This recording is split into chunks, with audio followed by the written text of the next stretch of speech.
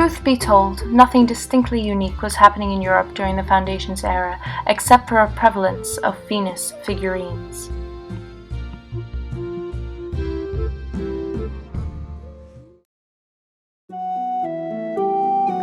Greece was organized in a series of city-states, or polis, which were all locally governed. Two significant polis are Athens, known for democracy, and Sparta, known for its military talent. Both were significant in different ways. Athens was the birthplace of democracy and encouraged art and philosophy, resulting in famous Athenians like Socrates and Pericles.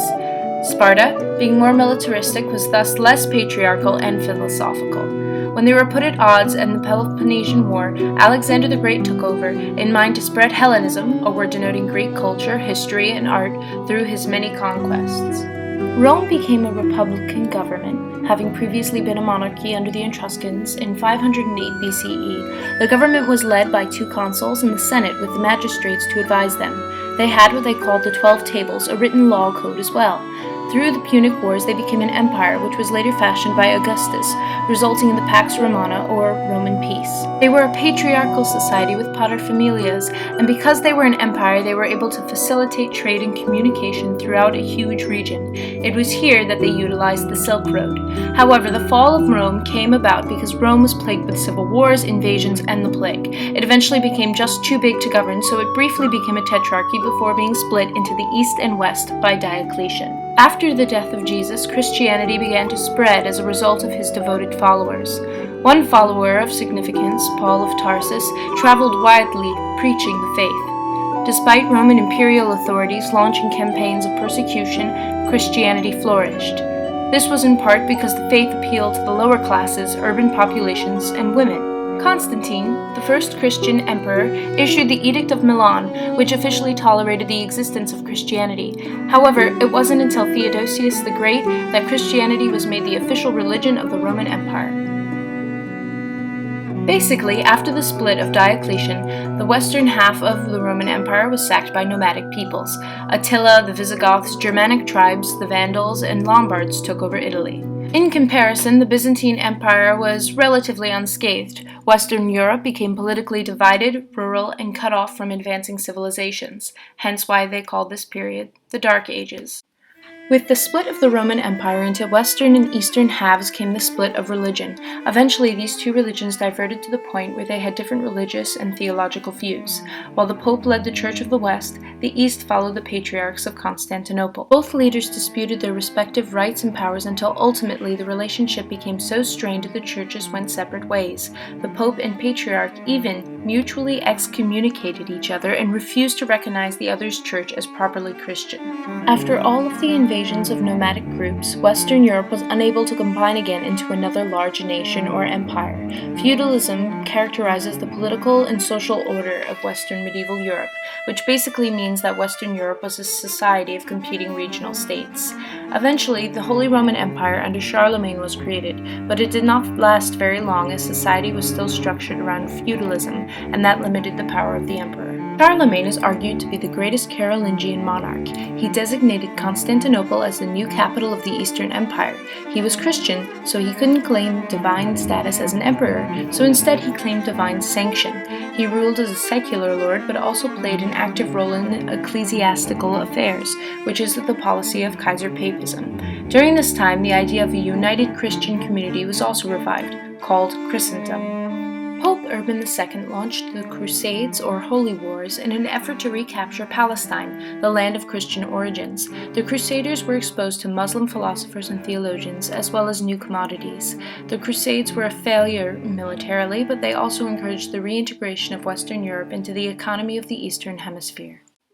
The Byzantine Empire flourished under trade. After two monks allegedly stole the secret to silk from China, the empire was able to become the principal supplier of fashionable fabrics to the Mediterranean. Constantinople served as a main place of trade in the western part of Eurasia during this time, reviving the Silk Road. The economy of the Byzantines was able to benefit heavily during this time. The Black Death or bubonic plague broke out in the late 1320s, and because trade routes like the Silk Road existed, diseases were able to travel along these routes, wreaking devastating effects to the European population especially. Within 5 years, the plague had killed a third of the European population. Spain was conquered by Arab or Umayyad and Berber forces during the first wave of Islamic expansion. The rich heritage of Islam learning became available to Christian Europe through Spain, and toleration only began to erode in the 10th and 11th centuries. The Christian reconquest of Spain around 1200 displaced Islam. The lasting effect on Spain was in culture, not so much in traditions. Traditionally a nomadic people, the Mongols were unified into a single confederation under Genghis Khan in the early 13th century. They were a greatly militarized people whose primary asset was the horse, and yet they were successfully able to conquer all of Eurasia, extending into the north and then into all of China. They occupied both China and Persia, and though they took over Russia, they did not occupy it but instead extracted tribute. The Mongols eventually fell due to infighting, civil wars, and disease.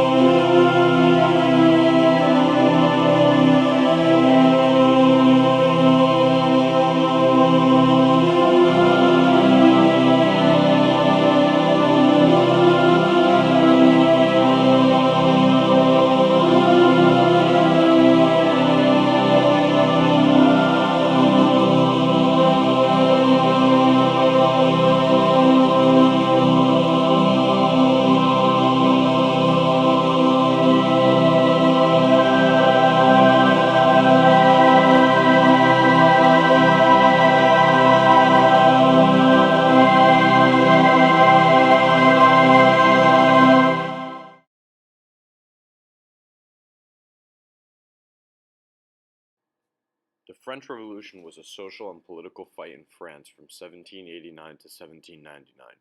The purpose of the revolution was to overthrow the tyrannical monarchy, replacing him with the democratic leadership that would represent the people, not just the upper class. It was started mostly due to financial shortages and starvation experienced by the lower caste in France. There were many events that took place, such as the tennis court oath, the storming of the Bastille, and the beheading of King Louis XVI and Marie Antoinette, that still live on in infamy. The Enlightenment was a time period in which it was encouraged to question authority and to demand rights such as life, liberty, and the pursuit of happiness. Some enlightened thinkers include Rousseau, John Locke, Voltaire, and Thomas Hobbes. The Congress of Vienna was a conference held by European leaders in Vienna to discuss how to deal with the aftermath of the French Revolution and the Napoleonic Wars. The goal of this conference was to build peace treaties and to figure out how to balance out each other's powers so this never happened again. It was successful in the way that it created long-term peace in Europe. However, others criticized it for suppressing rising liberation movements in the regions. The scramble for Africa was the invasion, occupation, colonization, and annexation of African territories by European countries between 1881 and 1914. This time period is known as the Age of Imperialism, and for good reason. The Berlin Conference of 1884 was held to regulate the colonization and trade in Africa, a conference in which Africa was not even invited to. These African countries were now exposed to industrialization and new goods and ideas. Nationalism is the shared feeling by a group of people in a particular region or geographic location, in this case a country. The American, French, and Latin American revolutions were all examples of pure nationalism, as well as the anti-communist sentiments and the Zionist movement. Zionism is a belief that the Jewish people deserve a land to call their home. After World War I, Europe promised the Jewish people that they would turn over Palestine to them, and held off until World War II, when they eventually did. However, they also promised the Palestinians that they would get to keep their homeland and gain their independence. This is a reason why there is so much anti-Israel hate today, because Palestinians believe that their home was taken from them and given to the Israeli people with no justification. Enlightened despotism was a form of government where absolute monarchs pursued legal, social, and economic reforms inspired by the Enlightenment. The most well-known despots were Peter the Great, King Leopold, and Frederick the Great. The Communist Manifesto was an 1848 political paper written by Karl Marx. It presents the problems with the capitalist society and discusses the potentials of the communist-run world. This is the idea that Russia ran with during the Cold War and why there is so much anti-communist sentiment today. Industrialization is the large-scale manufacturing of goods, thus transforming a region from agrarian to industrial. Europe and America both underwent industrial revolutions early on, with Japan and China following behind. Any powerhouse country today has at some point undergone an industrial revolution of its own.